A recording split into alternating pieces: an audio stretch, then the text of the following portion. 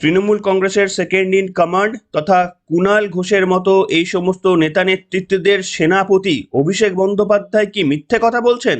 অন্তত ডাক্তাররা তেমনই দাবি করলেন। শুধু দাবি করাই নয়, অভিষেক বন্দ্যোপাধ্যায়কে একেবারে নিঃশর্তে ক্ষমা চাইতে হবে বলে জানানো হয়েছে joint platform of doctors West Bengal অ্যাসোসিয়েশনের তরফ থেকে। এবং অভিষেক বন্দ্যোপাধ্যায়ের এই মন্তব্যে ডাক্তার ফ্র্যাটার্নিটির অপমান করা হয়েছে এবং তার মন্তব্যে হিংসা ছড়াতে পারে বলেও ডাক্তাররা উল্লেখ করেছেন। একবার ভেবে দেখুন, দায়িত্বশীল সাংসদ তথা মমতা বন্দ্যোপাধ্যায়ের পরেই এই রাজ্যের যার স্থান, যিনি প্রশাসনটাকে মমতা বন্দ্যোপাধ্যায়ের থেকে কোথাও কোথাও নাকি বেশি কন্ট্রোল করে বলে অনেকেই মনে করেন, সেই অভিষেক বন্দ্যোপাধ্যায় আরজি করের মতো একটা সেন্সিটিভ ইস্যু নিয়ে কি মিথ্যে খবর স্প্রেড করছেন? ডাক্তারদের অন্তত তেমনটাই দাবি। আপনাদের পুরোটা নিশ্চিতভাবে দেখাবো এবং আপনারা অবাক হয়ে যাবেন যে এই অবস্থাতেও তৃণমূল কংগ্রেস রাজনীতি করতে কিন্তু ভুলছে না। আসুন আপনাদের প্রথমেই দেখাবো অমিত মালবিয়া কি লিখেছেন। তিনি টুইট করে লিখেছেন, after Mamata Banerjee, the joint platform of doctors West Bengal now expose her nephew for spreading fake news in order to weaken the doctors' protest demanding justice for RG Kar. They seek an unconditional apology for inciting violence and hostility towards the medical fraternity. এবং তারপরে তিনি joint platforms of ডক্টরের তরফ থেকে যে আবেদনপত্রটি বা যে অ্যানাউন্সমেন্টটি করা হয়েছে সেটা কিন্তু জনসমক্ষে এসেছে। আপনাদের আমি সেটা পড়ে শোনাতে পারি। আপনারা দেখতে পাচ্ছেন 8ই সেপ্টেম্বর এই চিঠিটি লেখা হয়েছে এবং এখানে দেখতে পাচ্ছেন কি নাম লেখা রয়েছে, to mister Abhishek Banerjee, member of parliament, leader of Trinamool Congress party. সাবজেক্টে একটু ভালো করে দেখুন কি লেখা রয়েছে, protest and demand for unconditional apology for untrue and incendiary statement on social media X handle. Dear Mr. Banerjee, we are writing to formally protest and express deep concern regarding the untrue and malicious statement you posted on your X, formerly Twitter handle on September 6, 2024 at 10:27 p.m. In your post, you said a young boy from Konnagar lost his life today following a road accident after bleeding for 3 hours without receiving medical attention, a consequence of ongoing protest by doctor in response to the RG Kar incident. অর্থাৎ এই চিঠিতে লেখা হয়েছে অভিষেক বন্দ্যোপাধ্যায়ের উদ্দেশ্যে যে আমরা ডাক্তাররা সবাই মিলে এই চিঠিটি আপনাকে দিচ্ছি। আপনার তরফ থেকে একটা মিথ্যে এবং ভ্রান্ত খবর পরিবেশন করা হয়েছে টুইটারে গত 6ই সেপ্টেম্বর 10:27 আপনারা দেখতে পাচ্ছেন অভিষেক বন্দ্যোপাধ্যায় কি পোস্ট করেছিলেন। অভিষেক বন্দ্যোপাধ্যায় যেটা পোস্ট করেছিলেন ডক্টররা সেটা মেনশন করে দিয়েছেন যে একজন কোন্নগরের যুবক তার মর্মান্তিক মৃত্যু হয়েছে রোড অ্যাক্সিডেন্টের ফলে এবং 3 ঘন্টা ধরে রক্তক্ষরণের পর যেহেতু ডাক্তারদের কাছ থেকে কোনো রকমেরই মেডিকেল অ্যাটেনশন পায়নি তাই তার মৃত্যু হয়েছে। তার কারণ ডাক্তাররা আরজি কর ইনসিডেন্ট নিয়ে প্রোটেস্ট করছিলেন, সেই জন্য ওই যুবককে কোনো রকমেরই মেডিকেল অ্যাসিস্ট্যান্স দেয়নি আর এই কারণেই ওই যুবকের মর্মান্তিক মৃত্যু হয়েছে বলে অভিষেক বন্দ্যোপাধ্যায় টুইট করেছিলেন। সেটিও ডাক্তাররা মেনশন করে দিয়েছেন এবং বলেছেন যে এটা ভুল এবং ভ্রান্ত খবর আপনি ছড়িয়েছেন, তার জন্য আপনাকে আনকন্ডিশনাল ক্ষমা চাইতে হবে। তারপরে দেখুন কি লেখা রয়েছে, this statement is categorically false and misleading. The young male patient suffering from polytrauma due to a tragic road accident was referred to a higher center from Srirampur and was received at RG Kar Medical College promptly at 9:10 a.m. on the same day, September 6, 2024. The doctors on duty immediately attend to him and continue to provide medical care at several intervals until his unfortunate dismiss at 12:30 p.m. as noted in the provisional death certificate. তারপরে লেখা হচ্ছে, contrary to your claim the patient did not bleed for 3 hours without receiving medical attention.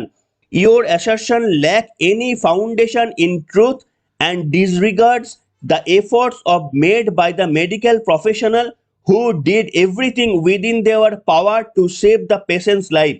অর্থাৎ এখানে পরিষ্কারভাবে বলা হচ্ছে যে ওই ব্যক্তিটি 6ই সেপ্টেম্বর 2024 যখন আরজি করের হাসপাতালে আসে, 9টা 10-এ প্রম্পটলি তাকে ডাক্তাররা ট্রিটমেন্ট শুরু করেন এবং ডাক্তারদের যথাসাধ্য চেষ্টা করা সত্ত্বেও দুপুর 12টা 30-এ তার মর্মান্তিক মৃত্যু ঘটে এবং তার ডেথ সার্টিফিকেটেও তার মৃত্যুর কারণ স্পষ্টভাবে উল্লেখ করা রয়েছে। এবং আপনি যে মন্তব্য করেছেন 3 ঘন্টা কোনো রকমের মেডিকেল অ্যাটেনশন না পেয়ে রক্তক্ষরণ হয়ে মারা গিয়েছে, এটা সম্পূর্ণ মিথ্যে এবং এর কোনো ফান্ডামেন্টাল ট্রুথ এর মধ্যে পাওয়া যায়নি। আপনার কথাটা সর্বৈব মিথ্যে বলে একেবারেই ডাক্তারদের তরফ থেকে জানানো হয়েছে অভিষেক বন্দ্যোপাধ্যায়কে। তারপরের লাইনটা একটু ভালো করে খেয়াল করুন, your public statement is not only factually incorrect but also potentially dangerous. অর্থাৎ আপনার এই মন্তব্যটা যে শুধুমাত্রই তথ্যগত ভুল রয়েছে এমনটা নয়, এটা একেবারেই মারাত্মক সমাজের জন্য। By spreading such misinformation you are risking inciting violence and hostility against the medical community which is already under immense pressure and shock after the heinous crime committed against the trainee doctor at RG Kar on August 9, 2024। বলছি আপনার এই মিথ্যে এবং ভ্রান্তিকর বক্তব্য যে শুধুমাত্রই ভায়োলেন্সকে ডেকে আনবে এমনটা নয়, যে ডাক্তার কমিউনিটি ইতিমধ্যেই অত্যন্ত চাপে রয়েছে আরজি করের ওই একটা 9 তারিখের ভয়ানক ডাক্তারের মৃত্যুর ঘটনাকে কেন্দ্র করে, এটা সার্বিকভাবে হিংসাকে আরো বাড়িয়ে দেবে সমাজের মধ্যে। এবং লাস্ট স্ট্র্যাঞ্জারের আগেরটাতে লেখা রয়েছে, in sight of this facts we demands that you issue an unconditional public apology to the medical fraternity and immediately react your false statement. It is imperative that the political leader like yourself exercise responsibility and ensure that your words do not inflame tension or lead to further unrest। অর্থাৎ এই অংশে বলা হয়েছে যে আমরা আপনার কাছ থেকে একেবারে আনকন্ডিশনাল অ্যাপোলজি অর্থাৎ আপনার কাছ থেকে ক্ষমা প্রার্থনা দাবি করছি পাবলিক জনসমক্ষে এবং ডাক্তারদের কাছে এই ধরনের মিথ্যে এবং ভ্রান্ত খবর ছড়ানোর জন্য। তারপরে দেখুন লাস্টে কাদের তরফ থেকে চিঠিটা গিয়েছে, ডাক্তার পূর্ণব্রত গুণ, ডাক্তার Hiralal Konar, joint convenors the joint platform of doctors West Bengal. কাজেই বুঝতেই পারছেন এই চিঠিটা একেবারে অভিষেক বন্দ্যোপাধ্যায়ের উদ্দেশ্যে স্পষ্ট করে বলা হয়েছে। আপনি টুইটারে গত 6 তারিখে ট্রিটমেন্ট না পেয়ে কোন্নগরের এক যুবকের রক্তক্ষরণ হয়ে মৃত্যুর যে দাবি করেছিলেন সেটা একেবারেই ফলস এবং এর মধ্যে তথ্যগত কোনো সঠিক ইনফরমেশন নেই। তাই আপনার এই মন্তব্য সমাজে হিংসা ছড়াতে পারে। ডাক্তার ফ্র্যাটার্নিটি তারা এমনিতেই চাপে রয়েছে, আপনার এই মন্তব্য আরো বেশি তাদের মধ্যে অস্থিরতা সৃষ্টি করতে পারে। এই অবস্থায় মিথ্যে খবর পরিবেশনের জন্য আপনি ইমিডিয়েট ডাক্তারদের কাছে এবং জনসমক্ষে আনকন্ডিশনালি ক্ষমা চান। ভাবতে পারেন এটা কাকে বলা হচ্ছে? অভিষেক বন্দ্যোপাধ্যায়কে। একটু ভেবে দেখুন যে সাধারণ মানুষ তথ্যগত হয়তো আনইনটেনশনালি ছোট ভুল করলে আমাদের পুলিশ প্রশাসন কি কড়া ব্যবস্থা নিয়ে নেয়, অথচ এখানে এত বড় একটা ঘটনাতে অভিষেক বন্দ্যোপাধ্যায় মিথ্যে বলছেন বলে অন্তত ডাক্তাররা দাবি করছেন, তারপরে অভিষেক বন্দ্যোপাধ্যায় তার অবস্থানটা স্পষ্ট এখনো পর্যন্ত করেননি।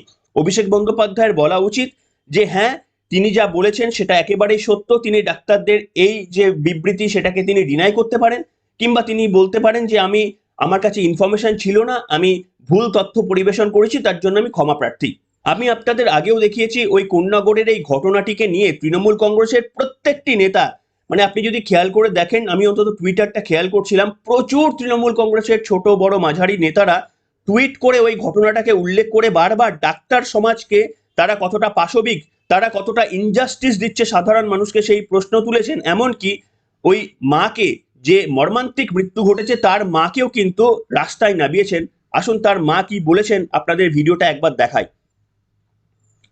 মানুষ আপনার ছেলের জন্য রীতিমতো বিচার চাইছেন, এই পরিস্থিতি হতো না যদি ট্রিটমেন্টটা হতো। কি বলবেন এই ডাক্তারদের উদ্দেশ্যে?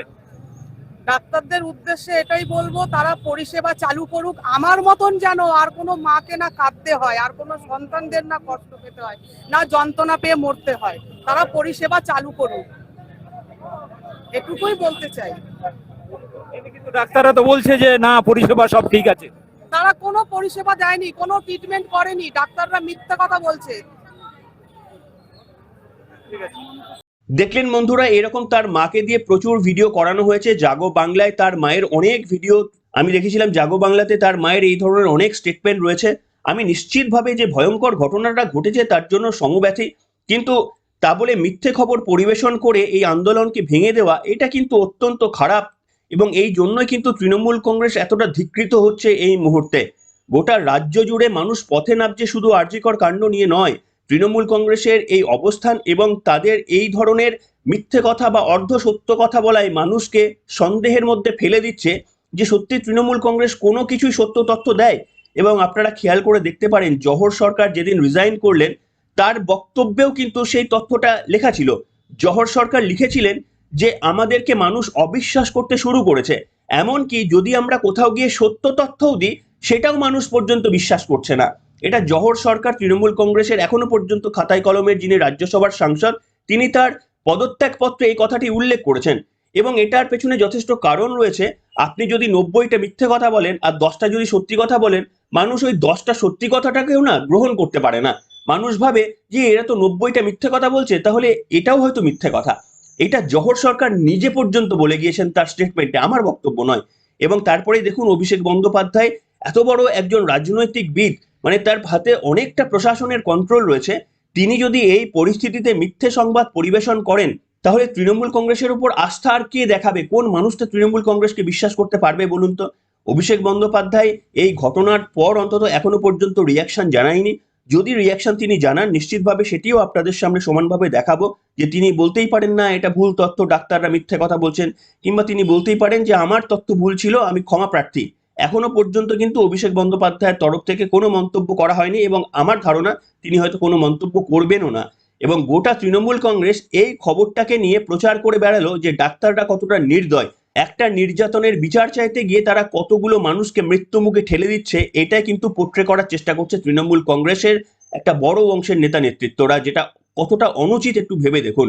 তাই এই তথ্যটা আপনাদের সামনে তুলে ধরলাম। কে ঠিক কে ভুল আপনারাই লিখে জানান। আপনাদের কি মনে হয়, ডাক্তাররা ঠিক বলছেন নাকি অভিষেক বন্দ্যোপাধ্যায় ঠিক বলছেন? আপনারা চাইলে আজকের মন্তব্যে লিখে জানাতে পারেন। এখনকার মতো আপাতত এখানেই শেষ করলাম।